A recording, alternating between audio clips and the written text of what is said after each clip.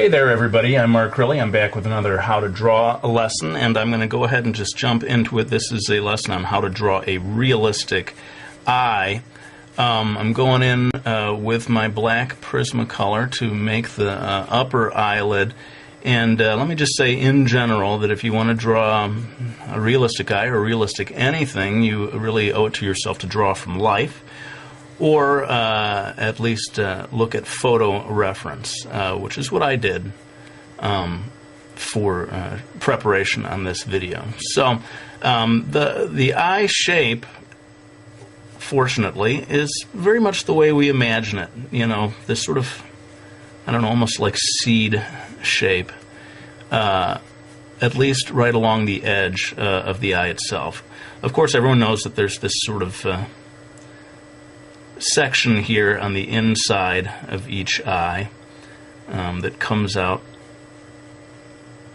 and you know, different eyes have different sizes and shapes of this area over here. So you know, the reference that I looked at gave me this kind of a shape, but you may look at something different or look at your own eye and find that it's shaped differently.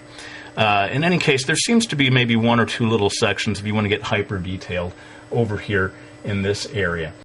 Now that I've got that section done, I'm going to go ahead and get to the eye itself, and this, again, it's, you know, more or less a perfect circle. So if you don't trust your own circle drawing skills, you may want to trace around a quarter or something, who knows, to get that perfect shape. You know, I don't think there's anything really all that wrong with getting some help from you know, a ruler when you need a straight line, or you know, a cup or something when you need a perfect circle. Anyway, I've kind of got that section in place, and for the pupil, I'm thinking that it's about 1/4 or 1/5 the width of the iris. Again, a perfect circle to whatever degree you're able to do it.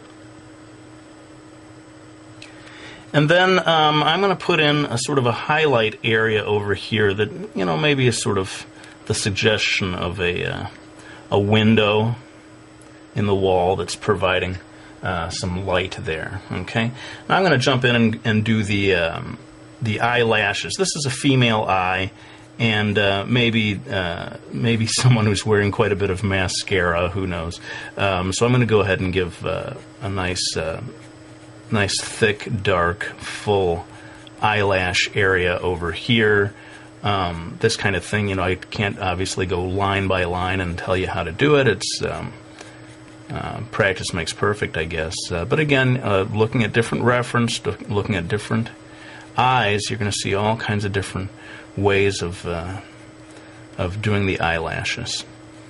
And the only thing is that at the bottom, you want to create a little bit of a separation between the eyelash area and the actual, you know, flesh of where the eyelid meets the eye. This is that line. The second line down here is where the eyelashes are going to come out, and they start quite thin, you know, down over here on this section, and as they go along, they get thicker and thicker, at least in the reference that I was looking at. And having got that section done, we've kind of got the basic shape in place, with the basic guidelines for the eye itself. Now, again, every eye is different, but most eyes are going to have some kind of a eyelid, and this one that I looked at for reference had quite a, I guess you'd call a heavy eyelid, which means that the line of the eyelid is pretty distant from the line of the eyelash. Again, looking at different things, look at your own eye, you may find that line is a lot closer. And in some Asian eyes, there's almost no line at all of eyelashes.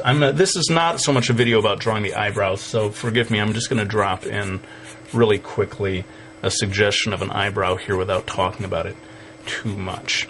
Now, I'm going to zoom in right now to what I feel is the absolutely most important part of this lesson, and that is the iris. And I want you to really see the details of what I do here. So, pardon me while I zoom in. Now, getting a good iris illustration done is the real key to making a super realistic, almost photorealist looking eye. And what I'm doing here, I'm going to do in real time just this section here, sort of roping off or showing the sections that I'm going to darken up and the sections that I'm going to leave light. Basically, this little area in here is going to stay relatively light, and the rest of this stuff is going to get darkened in. Now, I know people like a real-time video, and people don't like when I time-lapse, but seriously, this one I could spend a whole half hour just on the iris itself. So I'm going to time-lapse this part, but I'll come back to explain a little about the choices I made.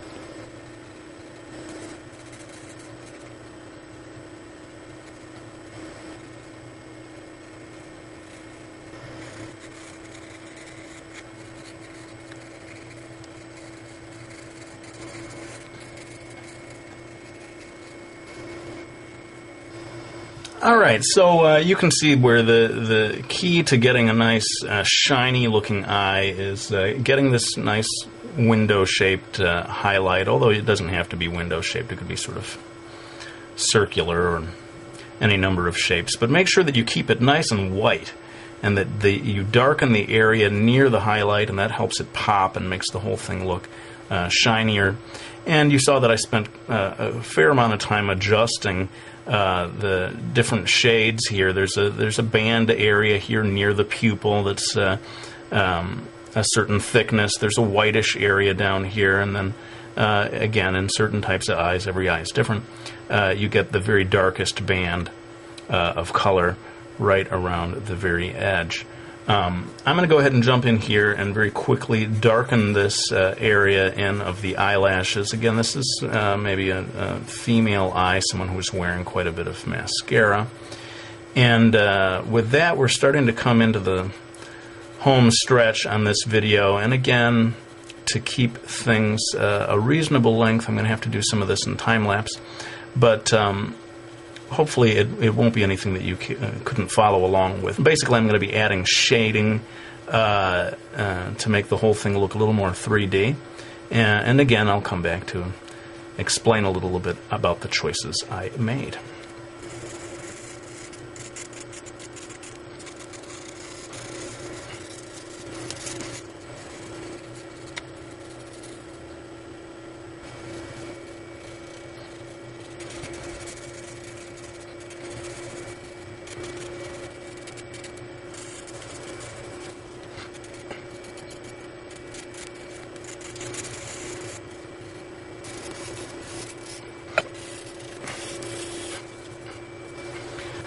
Okay, well, this is pretty much it then. We have put in all of the shading, and, as you can see, with anything that's, kind of going for photorealism here, you just need to take your time. You just got to be patient and keep working at it and keep slowly building it up. And that's why I pretty much had to time-lapse through a lot of the stuff on this video. Those are the requirements of doing something truly realistic. And in many ways, if this is the kind of art style that you want to do, the most important thing that you need to learn is patience. You can draw almost anything so long as you're willing to commit the time to it. So that's pretty much it for this video. I hope you found it useful, and if you want to see me do more realistic stuff like this, by all means, let me know. I'd be happy to do a whole series of videos like this. This is, of course, what I was trained to do in my youth. And if you are able to draw like this, I think it does help you to draw in any other style even better. Or to, just bring something extra to it, whether it's the manga style or even just a cartoony style. If you know how to draw this way, you're going to be able to draw in any style at a higher level. I think it's safe to say. Well, let's go ahead and put the pencil down. I hope you all enjoyed watching this video. I won't show the cover of the book, but I do want to thank people for buying my Miki Falls series or any of my books. I really do appreciate your support. It means so much, and it does allow me to keep doing these videos. Thanks for watching. I'll go ahead and end this one with my usual promise that I'm going to be back with another one real soon.